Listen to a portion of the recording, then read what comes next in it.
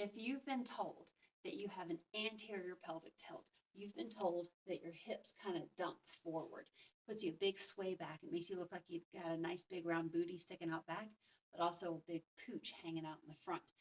It tends to create a sensation of a very weak core and very tight hips. Also, when you go to run, you're not able to get those knees driving up towards your chest. The big thing that you're missing is hip extension because you never actually take your hips into hip extension. I'll show you what I mean. So a good hip extension is going to take that thigh behind your butt, right? You're actually going to come way back there. But for those of you that have really tight hips or you're stuck in that anterior tilt, instead of taking your thigh back behind your butt, you're actually going to arch your back and the leg never actually even gets to zero. It always stays slightly in front of your hip. See, so if I arch my back, if I fix it, look, I'm never actually even at zero. Your leg stays in front of your body, even though you're supposed to be extending your leg behind you. So what do? There are some main things that you need to open up. The first one is the quads. That's going to be a major one. And then, of course, the hip flexors. So for the quads, you can, of course, use a foam roller or a stick or a massage gun to create a little bit of release of the structures in there. What I'm going to show you now is one of the best stretches to do for the quads.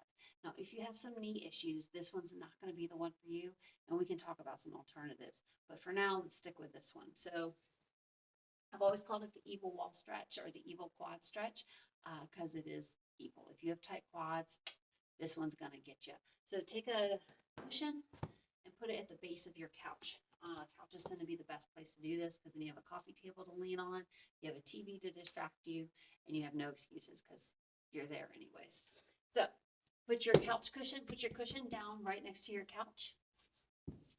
You're going to prop your foot up on the seat of your couch and then put your knee as close to the couch as possible. I like it at the couch because you can actually flex this foot, which is a little bit easier on the knee joint. If you do it against the wall, which is a very yoga thing to do, your foot gets flexed up this way. That's fine. That's a good thing to do, but for a lot of people, that's too much on the kneecap. All right. The next step is to get this foot out in front of you. Now, already, if you're somebody tight, this is a lot. You're already going to be cussing a little bit because this is already a really big stretch in here. Now, on days that you're really tight, this might be it. You can either lean on your thigh or on your coffee table, right? You can hang out and just chill out. But we need to take it up a notch, and you do that by creating that tilt. So what you're going to do is you're going to take your tailbone and tuck it under, right? So we're driving that butt underneath you. Once you're there, it's, again, already a lot. Like, I can't go much further than that right now. This is pretty tight for me. The cheat, and I'll show you, if I want to cheat and be like, yeah, I'm really awesome at this, is I come all the way up. But notice that when you're cheating, what you do is you're not actually getting more stretch. You're simply arching your back. And that means you're right back in the original problem. So instead, we're going to tuck the tailbone and roll up as much as you comfortably can while still keeping that tuck, tuck, tuck all the time. Keep breathing. Hang out for 30 seconds to 2 minutes if you can.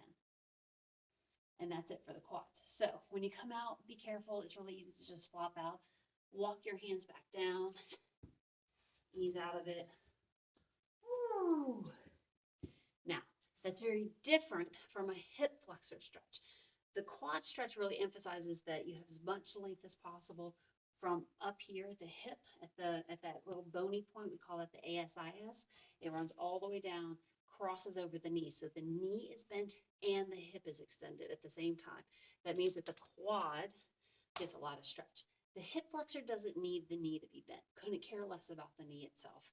So you don't need to have your foot propped up anymore. So take that same cushion, same coffee table, same kneeling position, but now you're emphasizing this joint here. So same setup, you're going to kneel as if you're about to propose. You're going to slouch forward so that everything is relaxed. Tucking the tailbone, same as before, rolling up one vertebrae at a time.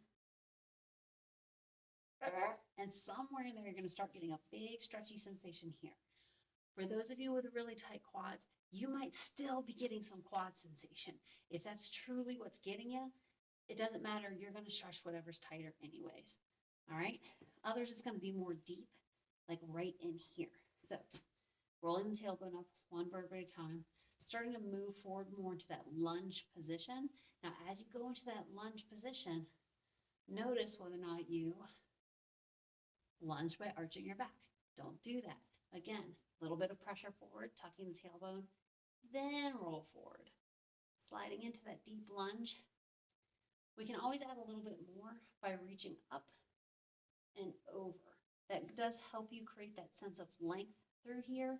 You're going to get a little bit in the lats and stuff, but for those of you that already live in this posture, this is a good opener to do no matter what it's stretching. And again, you hold there. So that is hip flexor stretches and a quad stretch. Each of those 30 seconds to 2 minutes, alternating between the two is great. Try those out. Pair those with some good glute activation, like some bridges, some deadlifts, some balancing exercises. Clamshells are always fun. Get those all together and see if that doesn't help create a little bit more open sensation for that pelvic tilt.